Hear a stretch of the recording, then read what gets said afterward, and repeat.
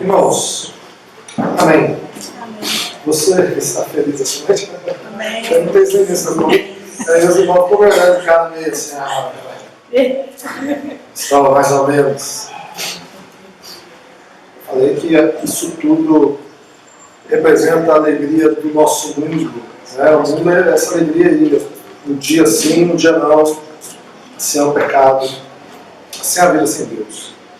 Mas em Cristo tudo vai ficar bem. A Bíblia diz que no final ficou tudo bem. Tudo bem. Amém? Nós vamos seguir hoje o Evangelho de João. E assim, glória a Deus quando acontece algo, não que a gente ache que somente nesses momentos em que algo assim esporádico acontece no culto é uma ação divina. Né? Todos os momentos do culto, eles são momentos que Deus está falando conosco. Todos. Né? Mas quando acontece algo igual assim, uma exortação exortação direta, glória a Deus por isso. Nós somos amados. Amém? A Bíblia diz que o Pai corrige a todos quanto Ele ama. Então, você é amado por Deus. E que assim, Deus não precisa de ser um coach nas nossas vidas. Sabe, de alguém ficar assim só te estimulando. Mas Deus, às vezes, Ele dá umas exortações para que a gente levante, sacuda a poeira, né? E faça. A ordem para os discípulos, que também é uma ordem para nós, é ide e pregai. Se Ele não dissesse isso, a gente poderia ficar deitado em nossas camas, com as nossas vidas preguiçosas, mas existe uma ordem. Se você é uma pessoa que eu não quero fazer outra coisa, sou preguiçoso, Ele fala, vai ter uma formiga. A formiga tem mais a te ensinar do que você mesmo nessa vida preguiçosa. Então, Deus é um Deus que se comunica e que está presente em nossas vidas. Amém? Amém. No capítulo 7, antes, nós estamos lendo o livro de João, o Evangelho de João. E no capítulo 7, só uma recapitulação rápida, nós comentamos que os fariseus, eles mandaram alguns guardas irem prender a Jesus. Vocês lembram disso? Vai lá prender a ele, pode prender. Ele está lá no templo e eles foram e voltaram sem ele estar preso. Porém, os guardas ficaram presos a Jesus porque eles falaram, ninguém fala igual a ele. Eles trouxeram Jesus no coração. Que Jesus possa estar nos nossos corações aqui também. Amém? E no capítulo 8, Denilson, na semana passada, ele começou a relatar essa primeira parte do capítulo, do versículo 1 até o versículo 30.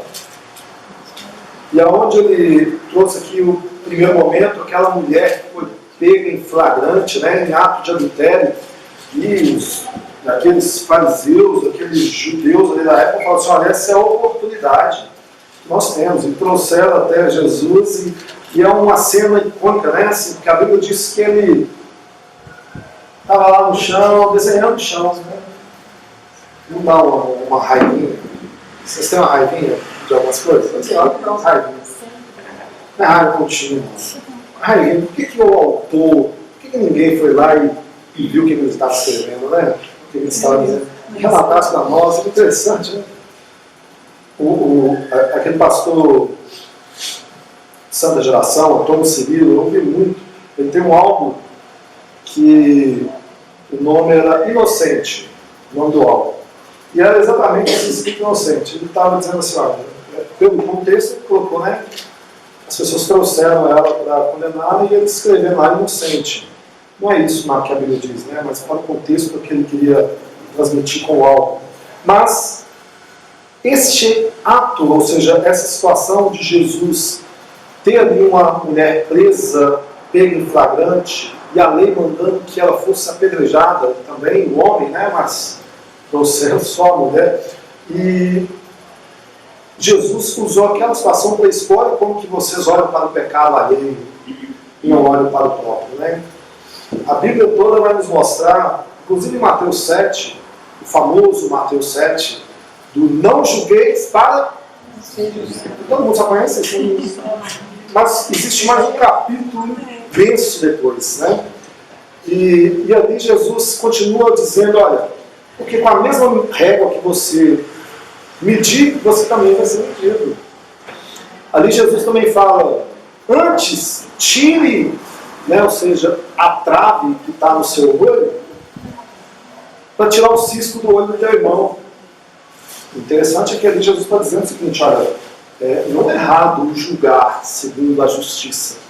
Se você julgar com amor, com paixão, com verdade, com desejo de ver aquela pessoa crescer, de ver aquela pessoa melhorar, a Bíblia nos dá direções que a gente pode julgar.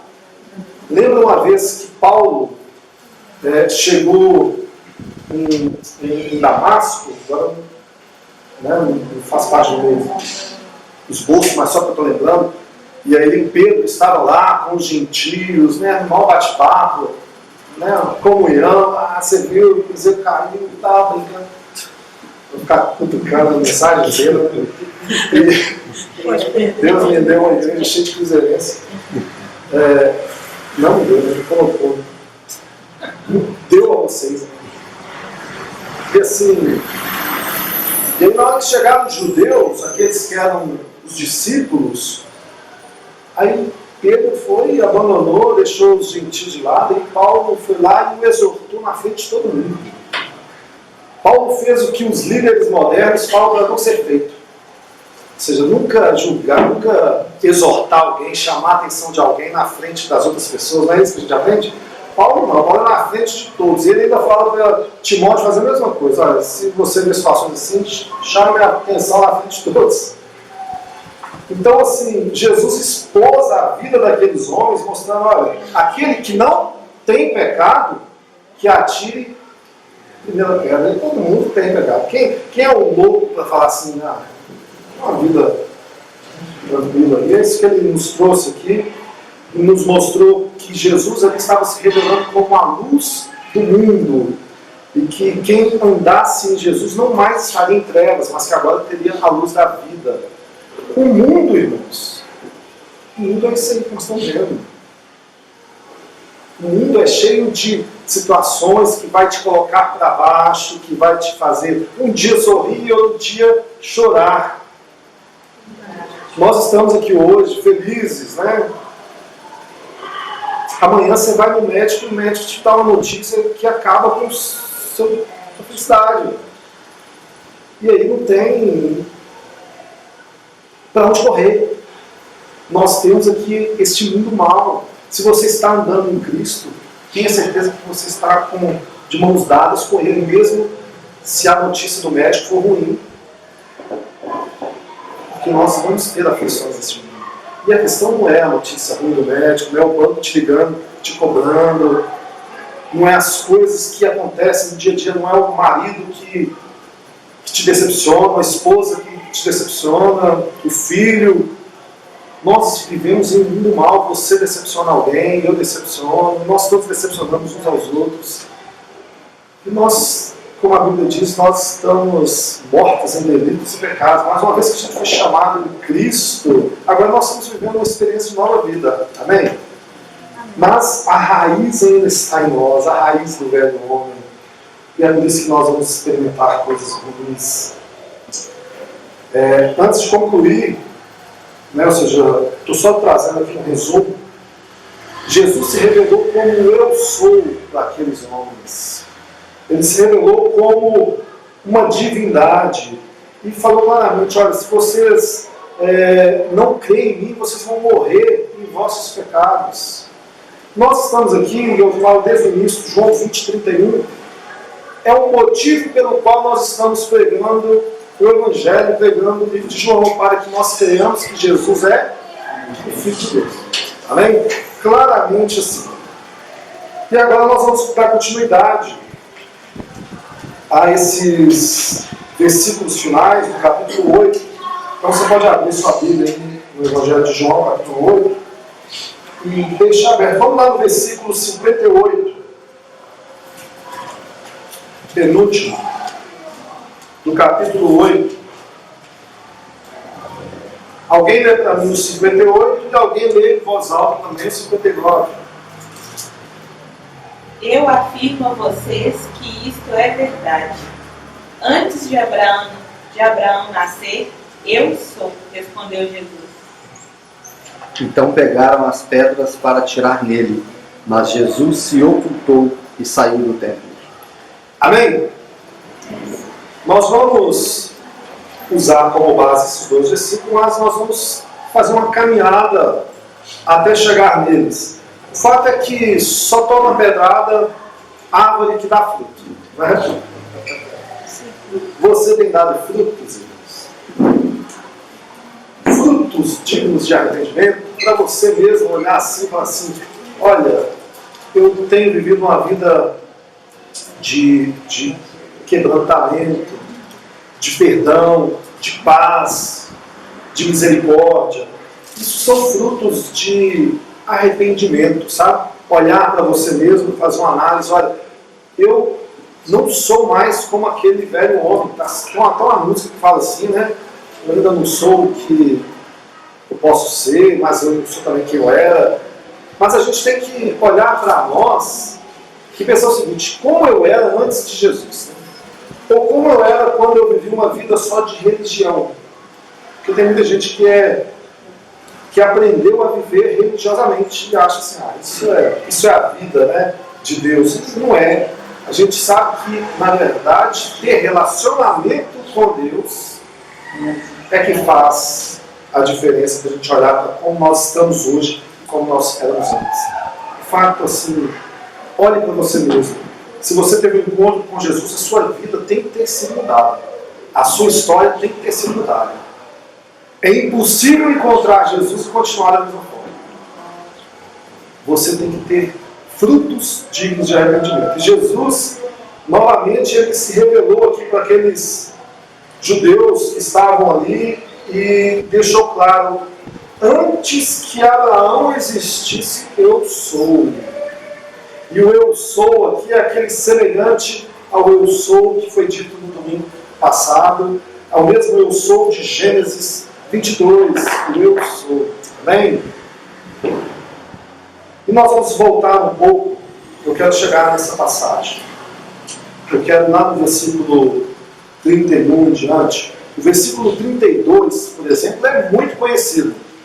Bolsonaro, ele quase sempre está na televisão e fala sobre isso, né? João 8,32. E conhecereis a verdade vos libertará.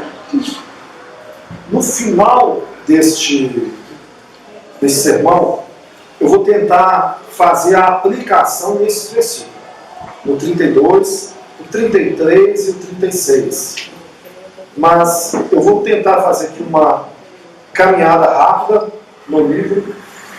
O esboço está pequeno, porque eu quero que a gente tenha tempo aqui tranquilo para a ceia também, apesar de ser muitos versículos.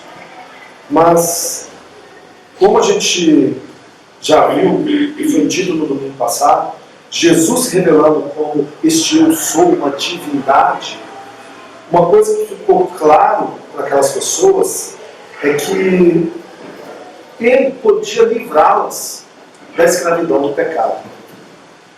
O problema é aquelas pessoas saberem que estavam em pecado. O problema é aquelas pessoas saberem que eram escravas do pecado. Porque corremos o risco de achar que não somos. E é por isso que lá no final eu vou tentar aplicar sobre isso. Uma coisa que Jesus diz claramente é que se permanecerdes, em minhas palavras, ou seja, verdadeiramente vocês serão os meus discípulos. Olha lá, versículo 31. Então disse Jesus aos judeus que haviam crido nele: se permanecerdes na minha palavra, verdadeiramente sereis meus discípulos. Então tem uma condição: se você permanece na palavra, você é o discípulo.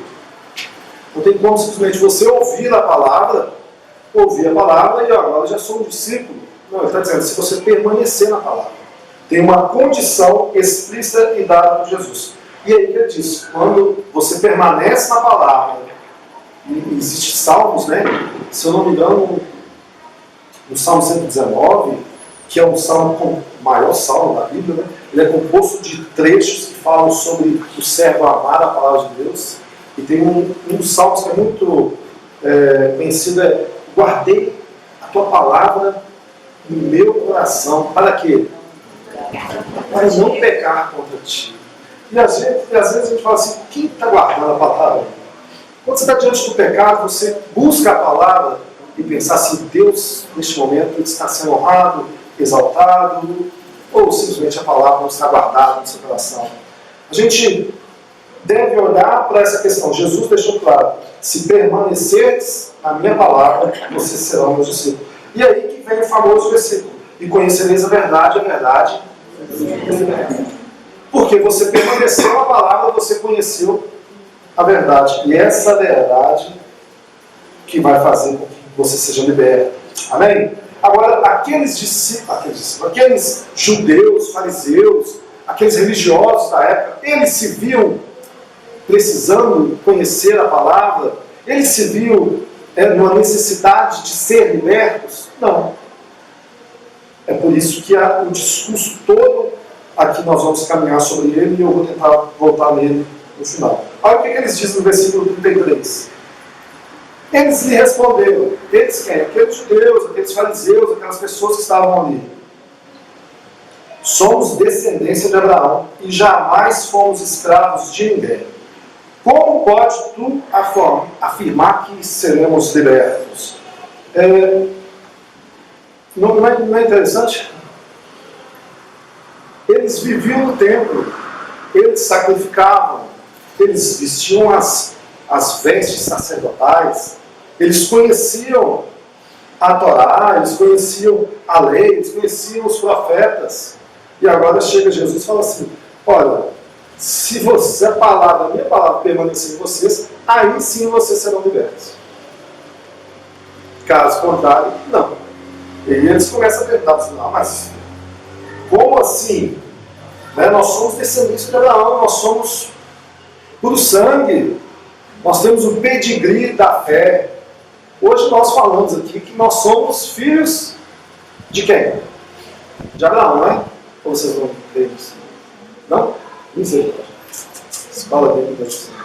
Quem é que é filho de Abraão pela fé? Só para eu entender. 1, 2, 3, 4, 5. 11. Quem é filho de Abraão? Nós somos todos filhos de Abraão pela fé. A Bíblia diz isso. Por causa da ação de Abraão, Abraão creu, isso foi imputado como justiça. Então, por causa da justiça, da fé de Abraão, nós somos enxertados ali. Agora, eles estão dizendo que eles não são filhos de Abraão somente por fé, mas também pelo sangue. Eles são filhos de Abraão, de Isaac e de Jacó. Aí Jesus vai dar uma direita. A resposta é no versículo 34. Jesus explicou então, em verdade, eu vos asseguro, todo aquele que pratica o pecado é escravo do pecado. Não é uma coisa dolorida de se ouvir? É. Se você falar comigo, isso é muito bom de ouvir. Não é. Eu chegar aqui e falar, se você, vou usar a mesma palavra de Jesus, se você pratica o pecado, você é escravo do pecado. Isso é bom de ouvir? Mas é o que Jesus disse, claramente, né? Bateu, e a situação que a gente assusta é que eles não se achavam pecadores. E nós estamos vivendo em momentos, em épocas parecidas. Sabe uma coisa que eu tenho em mente, fazer um artigo, um texto, um vídeo, uma coisa, é falar um dia sobre a oferta. Como que a oferta, às vezes, é prejudicial para a igreja. É uma bênção para que a gente consiga manter a obra, claro. É uma bênção para quem é generoso e contribui, porque a Bíblia diz que Deus, ou seja, ama aquele que faz isso com alegria, e tem N promessas sobre a vida de quem é generoso. Mas o problema é quando a pessoa entende o seguinte: olha, eu ofertando, eu estou, ó, Senhor, estou aí, não preciso ter mais compromisso, não preciso ter compromisso com evangelizar, não preciso ter compromisso com algum departamento, não preciso ter mais compromisso com a igreja em serviço, porque eu já estou ofertando. Isso aí vira uma maldição na vida dessas pessoas. Ela consegue convencer a si mesma que porque ela fez algo é como se fosse: olha, estou pagando o meu direito de ser filho de Deus. E isso é prejudicial. E da mesma forma, assim, Jesus olha para nós e fala assim: olha, eu não sou mais escravo do pecado, graças a Deus. Cristo me libertou e canta e tal, mas se continua praticando o mesmo pecado e sabendo que é pecado, esse pecado está te afastando de Deus, existe alguma dúvida que há escravidão e ainda? É o que a Bíblia está dizendo, Jesus falou claramente. E aí, ele vai dizer o seguinte, versículo 35: o escravo não fica em casa para sempre, mas o filho permanece para sempre.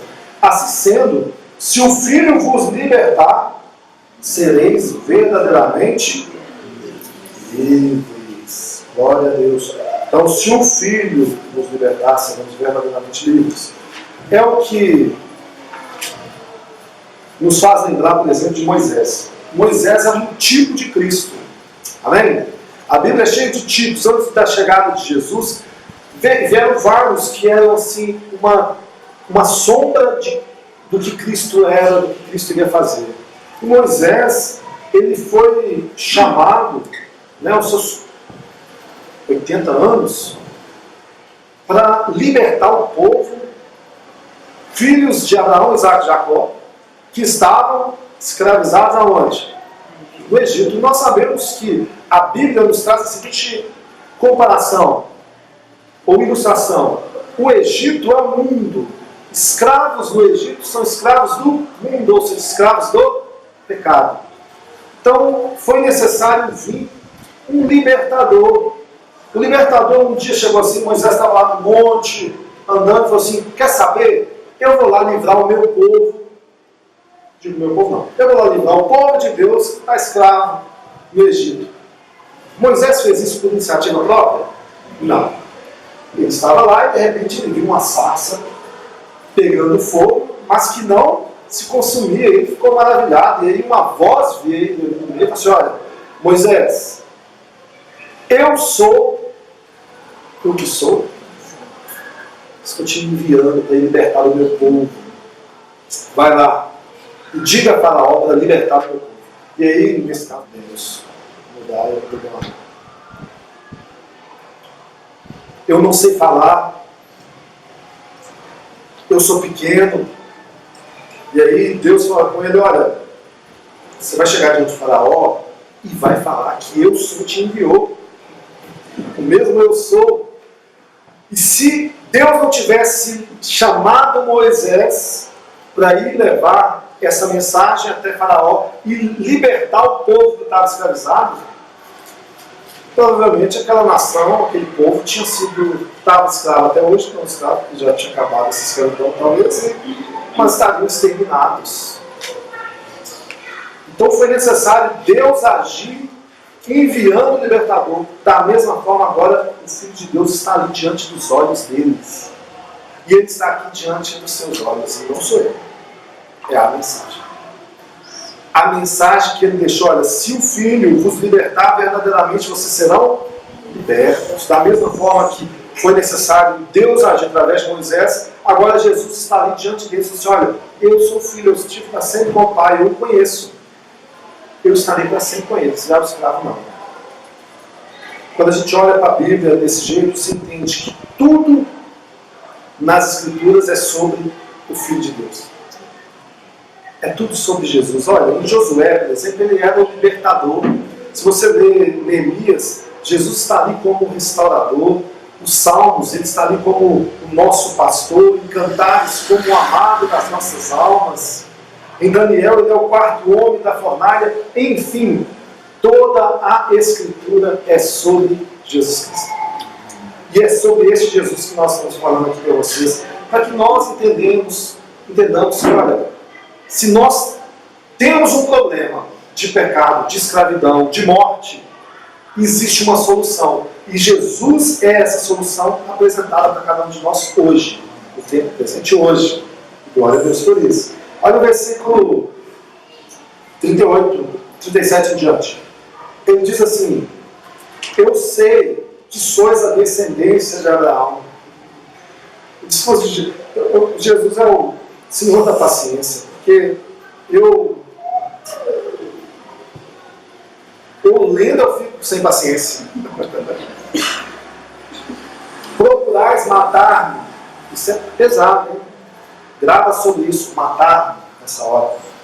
Porque a minha palavra não tem lugar dentro de vós.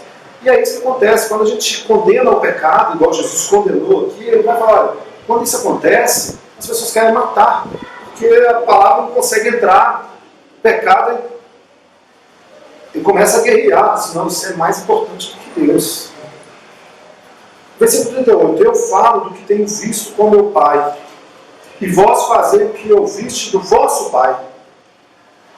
Agora vai bater, hein? Eles contestaram a Jesus dizendo, Abraão é nosso pai. Você está doido? Abraão é nosso pai. Nós somos judeus, nós somos filhos de Isaac e Jacó. Nós saímos do Egito. Então Abraão é nosso pai. Mas Jesus os corrigiu. Olha Jesus, estava afiado. E ele diz, se fosseis filhos de Abraão, vós fariam as obras de Abraão. Mas, ao contrário, agora procurais o quê? Me matar. O homem que vos tem declarado o quê? A verdade. O qual ouviu de Deus. Abraão não procedeu assim. Esse foi doido. Vós fazeis as obras de vosso pai. Então lhes asseveraram, nós não nascemos de fornicação, nós temos um só pai. Deus, agora eles mudaram. Já não estou falando nem mais de Abraão, agora foi para Deus. Olha, Deus é o nosso Pai. Né? E Jesus novamente diz, versículo 42, se Deus fosse vosso Pai, vós me amariam. Porque eu procedo de Deus e estou aqui. Eu não vim por mim mesmo, mas Ele me enviou. Porque vós não podeis entender a minha linguagem. Faz aquela pergunta: por que vocês estão podendo entender aqui a minha linguagem? É porque, ele me responde, é porque vós sois incapazes de ouvir a minha palavra. Então, quando alguém fala da mensagem pura do Evangelho, se começa a te dar aquela mal-estar, aquele desconforto, se alguém vem e te aplica, olha, sabe por que você está vivendo isso? Por causa do pecado, por causa da falta de vida com Deus, por causa da falta de posição como servo de Deus. E aí você começa assim, olha, essa pessoa não gosta dela. Eu até gostava desse irmão, agora não estou gostando. O que Jesus fez aqui foi declarar, vocês não são filhos de Abraão. Ou seja, vocês estão falando aí que amam a Deus, mas vocês não seguem os seus mandamentos. A gente pode olhar para nós, a gente hoje em dia fala, nós somos filhos de Deus. Todo mundo diz que é filho de Deus, né? Só que a Bíblia diz que se nós não amamos a Deus, não amamos e obedecemos os seus mandamentos, a Bíblia diz que nós não somos filhos de Deus. É pesado, mas é verdade. Aí Jesus chega no versículo 44, e aí ele conclui essa frase com esse versículo que é tão conhecido e dito aí, né, nos púlpitos e nos textos em geral. Olha o que estava escrito: vós pertenceis ao vosso pai, o diabo. A pessoa já parou para pensar, Jesus um dia falou isso com Pedro, né? Pedro era muito eleito de Deus. Porque se eu escuto de Jesus, afastai-vos de mim, Satanás. E agora ele estava andando, perambulando pelo mundo. A não ser que ele tivesse no céu. E aqui ele está dizendo claramente, olha, o vosso pai é o diabo. Nossa, isso é de doer. Olha a continuação. E quereis realizar o desejo do vosso pai. Ele foi assassino desde o princípio e jamais se apoiou na verdade, porque não existe verdade alguma nele. Quando ele profere uma mentira, fala do que é próprio, pois é mentiroso e pai da mentira. Olha, por que as pessoas ali amavam outra mensagem, não amavam a mensagem de Jesus? Lá em João 3, se nem abrir, eu vou abrir para vocês. Lá no versículo 19, princípio, quando a gente estava vendo sobre isso, diz assim: e o julgamento é este, que a luz veio ao mundo, mas os homens amaram mais as trevas do que a luz, porque as suas obras eram más. E agora, o que Jesus está mostrando aqui claramente, falando diretamente, eu citei um versículo 40, mas antes, olha o versículo 13. 8:13, diz assim: os fariseus, todavia, lhe indagaram: tu dá testemunho a respeito de ti mesmo, logo o teu testemunho não é verdadeiro, ou seja, não é válido. Ou seja, a verdade de Deus, eles transformaram como, olha, isso é uma mentira. Você está mentindo. Não pode ter um testemunho verdadeiro de você. E aí a gente sabe como foi a resposta de Jesus. Agora o versículo 40, que nós lemos agora há pouco, diz assim: mas ao contrário, vocês procuram me matar. Jesus é o oposto. João 14,6 está escrito: disse Jesus, eu sou o caminho, a verdade e a vida. Satanás, o oposto. Ele é a mentira e ele é a morte. Olha o que Jesus falou com esses judeus sobre o pai deles serem o diabo. Porque ele estava falando: vocês estão me chamando de mentiroso. E vocês estão querendo me matar. Sabe quem faz isso? Satanás. Ele é o pai de vocês. Ele foi homicida lá desde o início, com Adão. Já em Adão, ele seduziu através da mentira. Adão e Eva seduziram através da mentira para que acontecesse o quê? Morte. Então ele é homicida desde o princípio. Ele está dizendo claramente: olha, o pai de vocês é ele. Aí a gente pensa assim: nossa, e quando eu conto a mentira? Vem essa motivação. E a mentira sempre tem um problema, né? Às vezes ela tem cara de piedade, de fazer algo bom, mas seu fim é prejudicar algo, prejudicar alguém para beneficiar um outro alguém. Em Jesus não há mentira. Amém? Uma vez que ele disse que ele é o mesmo ontem, hoje e sempre, Hebreus 13:8, e ele disse que tudo vai ficar bem, você pode acreditar. Vai ficar tudo bem. No final, a gente já tem a história. Nós estamos vivendo um livro, nós estamos dentro de um livro que nós já conhecemos o final do livro. E o final do livro, ele é glorificado. A igreja é exaltada em Cristo. Se você está em Cristo, você está no bom caminho. Olha o versículo 45. Mas porque eu digo a verdade, vós não credes em mim. Então, falou claramente: ó, vocês não conseguem a verdade, vocês gostam da mentira. Quem de vós pode me condenar por algum pecado? E se eu estou dizendo a verdade, por que vocês não creem em mim? Meu Deus, por que vocês não creem em mim? É a mensagem do Evangelho, bem diante dos olhos deles. Você imagina a graça diante deles, ali sendo expostos e eles ainda com o coração endurecido?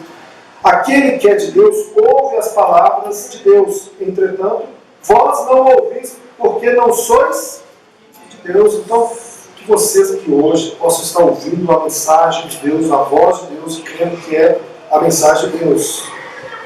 Então os judeus, em respostas, lhe disseram: não dissemos acertadamente que tu és samaritano e tens demônio? Olha, eles não param.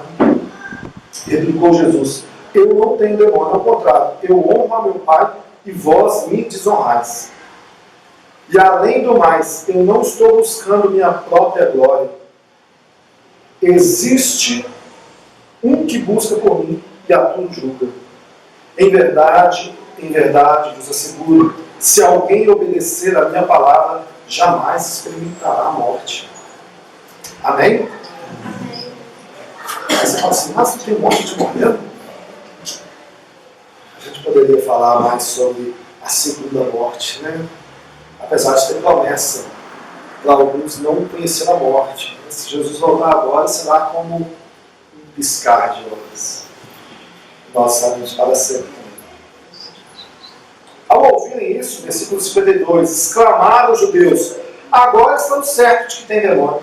Abraão morreu e também os profetas. Tu afirmas: se alguém obedecer a minha palavra, jamais experimentará a morte. És tu maior do que o nosso pai Abraão, que morreu? Da mesma forma, os profetas morreram. Quem pretende ser? Jesus disse: se eu me glorifico a mim mesmo, a minha glória nada é. Quem me glorifica é meu Pai, o qual vós dizeis que é vosso Deus. Todavia, vós ainda não tendes conhecido, mas eu o conheço. E se eu disser que não o conheço, eu serei mentiroso. Assim como vós. No entanto, eu verdadeiramente o conheço e obedeço a sua palavra. Vosso pai, Abraão, muito se alegrou, pois veria o meu dia, e ele viu e ficou feliz. Então os judeus disseram a Jesus: tu ainda não tens 50 anos e viste Abraão?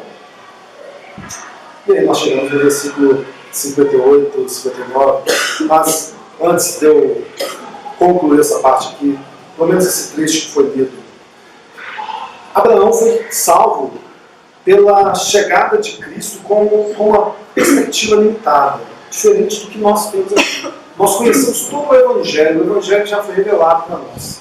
Nós conhecemos, sabemos porque houve sacrifício, sabemos porque houve templo, tabernáculo, saída do Egito. Nós conhecemos toda a história e temos ela revelada porque Deus nos revelou o mistério da salvação.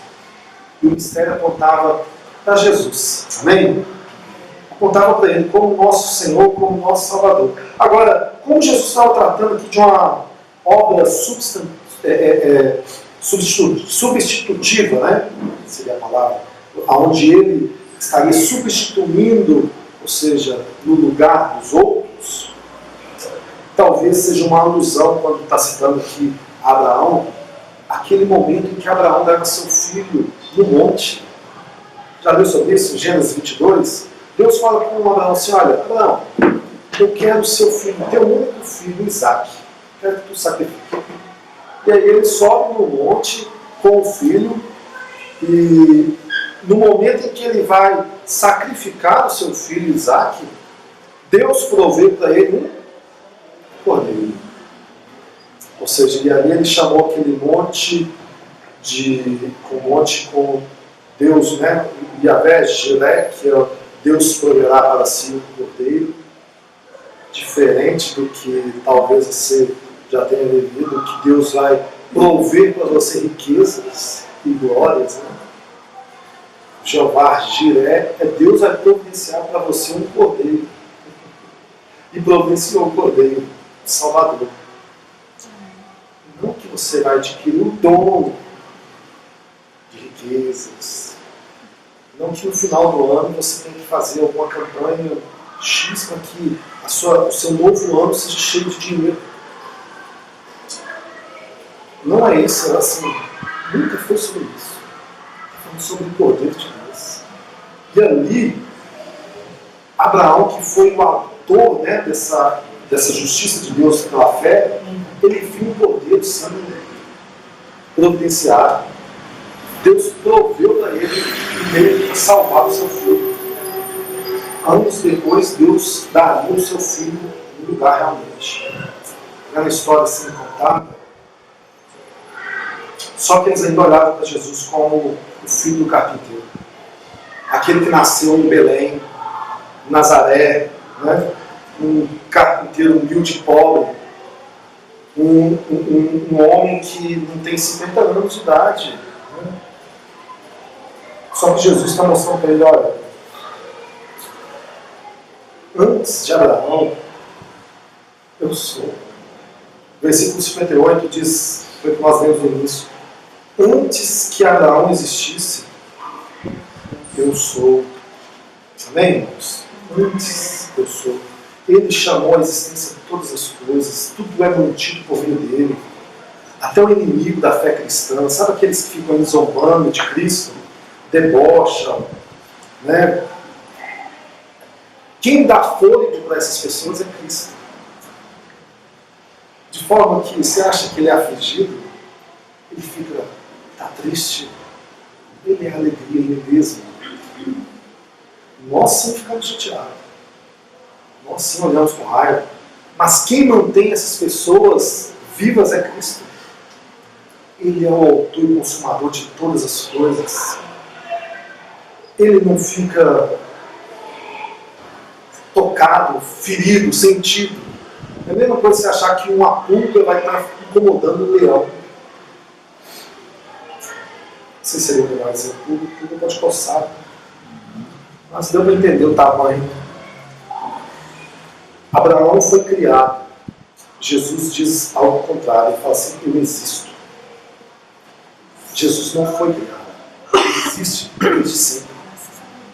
Você tem um Deus que, como está escrito lá em João 1, no princípio ele era o Verbo. E o Verbo se fez carne e habitou entre nós, cheio de glória. É Ele que está habitando ali, é Ele que está falando ali. Então a afirmação ali não é que Cristo proveu a existência igual talvez a gente leia aqui antes de Abraão. Porque Ele sempre existiu. E aí, irmãos, nós chegamos no final desse texto. E eu quero voltar lá no 31, onde eu vou fazer uma pequena aplicação, uma explanação de aplicação, para que vocês pensem sobre isso no decorrer da semana. Então, vou ser bem rápido. Então. O que nós lemos aqui? A história de João relatando uma conversa de Jesus com fariseus no templo, revelando-se a eles como Deus, mostrando que o coração deles eram endurecidos, mostrando que eles amavam as coisas mais do que a Deus, que eles tinham por pai o diabo. E aí a gente chega nesses versículos conhecidos. 8:31, 8:32, e conhecereis a verdade vos libertará. E aí nós estamos na igreja, e aí a gente ouve sermão bíblico, a gente estuda as doutrinas da graça, a gente estuda sobre o Evangelho, a gente faz seminário, lê a Bíblia, nós cremos que a Bíblia é inerrante, e aí a gente olha e pergunta, por que então eu continuo pecando? Por que eu não estou livre? Se conhecer a verdade, e a verdade vai libertar, por que eu ainda peco? Por que eu ainda sou escravo de algumas coisas na minha vida? A resposta, que Jesus deu aqui foi pesada. Ele disse, olha, se vocês me reconhecessem, soubessem quem eu sou, vocês não morreriam de seus pecados. E o que está acontecendo aqui é que as pessoas não querem saber quem Ele é. Da mesma forma, Jesus está se revelando para nós aqui hoje por meio da palavra de Deus. Amém? O que te aflige? Qual é o pecado que te atrapalha? Qual é o pecado que te manda para baixo? A gente poderia pontuar vários, várias coisas que podem nos dominar e nos fazer olhar para o pecado como algo sério realmente em nossas vidas. O fato é que aquilo que nos domina, isso é o nosso Deus. Qualquer coisa que te domina é seu Deus. A gente pode criar um Deus, sabe? Um Deus do nosso coração. Um Deus que é conivente com nossos pecados. Um Deus que fala para você assim: eu sei que você é fraco. Isso. Continua. Vai ficar tudo bem. Mas o que a gente vê na Bíblia é Deus falando o contrário. Né? Arrependa-se. Não peques mais. Abandone. Isso vai te matar. Ele falou isso para Adão e Eva: olha, isso mata, hein? Qual você sabe, não? Esse fruto aí mata, hein? Os outros, tudo está disponível. Mas os caras logo que podia ter ido na árvore da vida. Não, mas eu quero do bem e do mal. Eu quero aqui, está falando que é para não ir. Colocou uma placa lá: não toque, todo mundo toca. Você é viciado em alguma coisa? Mentira? Mentira é um vício na sua vida? Vou pontuar alguns: adultério, pornografia, roubo, fofoca, mentira, dinheiro. O fato é que se isso te dá prazer, satisfação, a ponto de quebrar a comunhão com Deus, isso é um Deus na sua vida. Deus de bem minúsculo, mas é um Deus. A Bíblia diz lá em Romanos 8,13, claramente assim, ó: porque se viver segundo a carne, morrereis. Mas se pelo Espírito mortificardes as obras da carne, vivereis. Então existe uma instrução para nós, que nós devemos mortificar as obras da carne. Existe instrução que nós devemos vivificar, ou seja, a nossa vida pelo Espírito, matando aquilo junto. Abre aí.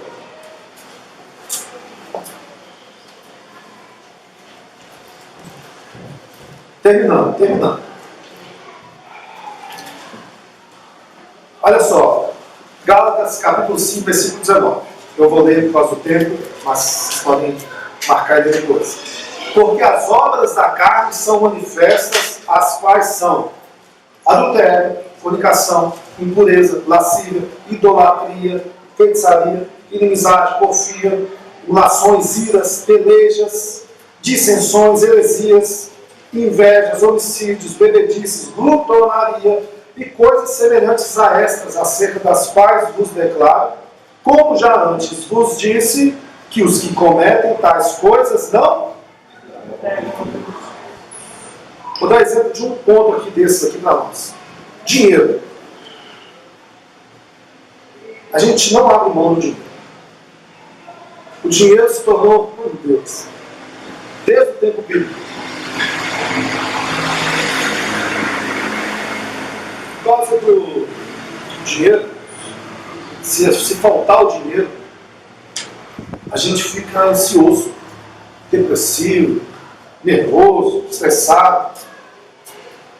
O dinheiro tem um poder gigantesco para você. Por exemplo, chove canivete. 9 lá não tem inundada, mas eu tenho que chegar no trabalho. Você dá um jeito.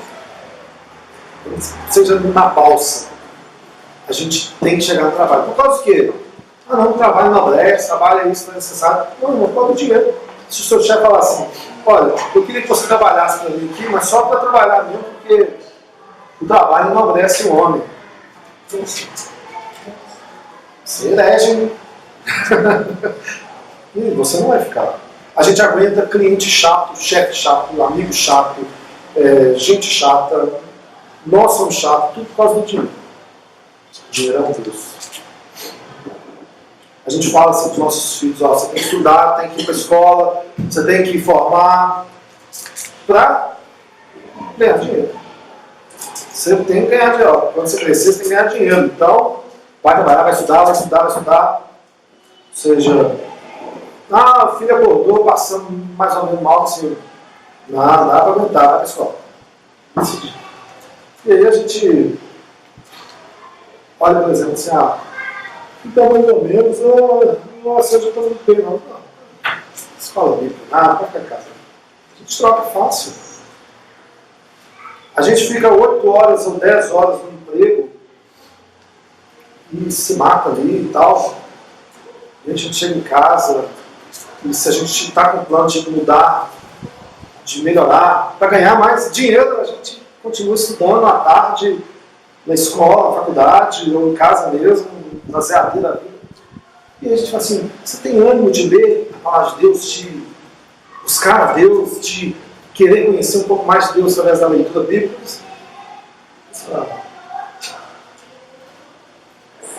Não dá, né? Assim, que cansa. Logo começa a ler a Bíblia e dá sono. A gente escuta isso tudo. Jesus disse lá em Mateus 6,24: ninguém pode servir a dois senhores, porque há de odiar um e amar o outro, ou se dedicar a um e desprezar o outro. Não pode servir a Deus e o dinheiro. O dinheiro já está lá, Deus início. O dinheiro tem um poder sobre as nossas vidas. E aí a gente pode perguntar, a gente ama a Deus assim de todas as coisas? Nós estamos realmente livres dessas coisas? Como que eu vou ser livre se este é o Deus? Vocês entendem? Você pensa assim, Senhor, eu quero ser livre de qualquer um daqueles exemplos que eu falei ali. Eu quero ser livre desse pecado, ele tem um poder na minha vida, ele me atrapalha na comunhão contigo. Você está falando não é com Deus, você está falando com o ídolo que você adora. Então não tem como ser livre. Porque esse ídolo não quer que você seja livre. Esse ídolo quer que você continue preso. O exemplo muito claro é, vamos falar da mentira, já que Jesus citou muito da mentira. Você tem prazer na mentira, você não vai contar uma mentira. Mas se eu contar uma mentira, eu estou cortando aqui a minha comunhão com Deus. Mas eu preciso contar essa mentira. Você conta a mentira. Deus consegue esperar eu pedir perdão depois. Não tem como viver uma vida livre do pecado, livre realmente da escravidão, se você não está pontuando que Deus é o ser mais supremo e mais satisfatório que você pode ter na vida. Nós precisamos olhar para nós e fazer essa questão. Eu estou livre? Eu realmente estou livre dessas obras da carne, da minha vida? Que você esteja livre nessa noite, olhando para Jesus. Jesus chegou diante dos judeus e ele falou, olha, se o Filho nos libertar, verdadeiramente vocês serão livres. E a mensagem que eu estou dizendo aqui, compartilhando com os irmãos aqui hoje, é justamente a mesma, de que somente nele nós temos relacionamento, nós podemos ser livres. Jesus está aqui para que você seja livre hoje. Amém? Não amanhã, não depois, que você seja livre hoje. O que você precisa? Que você confesse seus pecados, que você abandone também os seus pecados e busque satisfação somente em Cristo. Para viver uma vida cheia do Espírito Santo de Deus. Amém? Como ele disse, né, aos judeus, ele disse para nós aqui hoje, se vocês permanecerem na minha palavra, verdadeiramente sereis os meus discípulos. João 8, 31. Vamos orar, fique de pé, em nome de Jesus. Deus é bom. Márcia, Léo, Carol. Senhor,